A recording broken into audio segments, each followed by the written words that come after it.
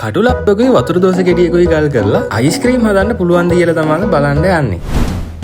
හාරන්න කලින් වතුර දෝස ගෙඩියේ කොනක් කපලා චර්මච්ඡේදනය කරන්න වටේ යන්න බැරි වෙන්නේ. නැත්නම් ਉਹ සැරෙන් සැරේ මෙහෙම වෙනවා. වතුර දෝස ගෙඩියයි කටුලප්පයි ආර ඉන්නකොට තාත්තා අඹ ගෙඩියක් ගෙනාවා මම ඒකත් ඇරුවා. කොහොම හරි ඔක්කොම ටික ආරලා ඉවරුනාට පස්සේ විනිවිද පේන කැන්ද කොළ වලින් වහලා දවසක් විතර ෆ්‍රිජ් එකේ තියන්න. Tomorrow. මේක ගල් වල ඇතිනම් කාට හරි දමලා ගෙවුවොත් මැරෙන්න ඕනේ. හරි මුලින් කිරි ටිකක් දාලා හාර ගන්නකො. විනාඩියක් විතර හාරලා ටින්කිරි මේ සැන්දයක් විතර දාලා ආයි විනාඩි දෙකක් තුනක් හාරගෙන යනකොට ඔක්කොම හරි මෙන්න මේ වගේ අයිස්ක්‍රීම් එකක් වුණා.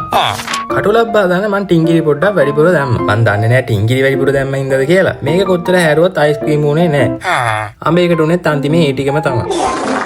දැන් ඉතින් මොනවා නැති වෙන්නද? ගල් වෙච්ච නැති ටික ආයෙමත් පාරක් ෆ්‍රිජ් එකේ දැම්මා. Later that same evening. අද ඉඳලා මගේ ඇඳියන් තප්පුරේට එකතු වුණා දමයන්ති. සමතලා වගේ නෙමෙයි. දමයන්තිගේ පස්ස හරියම ලෝක. අනේ මන් දැක්ක සමහරක් කට්ටිය ගස් ලබ්බක් බලාගෙනත් ආරහාර අයිස්ක්‍රීම් හදනවා. Why y'all so mad at me? What have I done to anybody? මේකට අයිස්ක්‍රීම් කිව්ව එකව නම් ගල් දින්නක් කරන් උල තියන්න ඕනේ. මේක කන්න බැරි කමක් නැහැ. ඒත් මට කන්න උවමනාවකුත් නැහැ.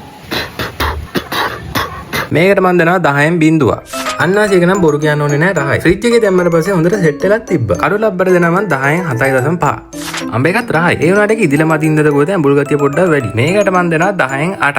අපේ වේ. මේක හොඳයි. ඒකේ උඩ ටික කල්පල වෙනවා යටට යනකොට තව.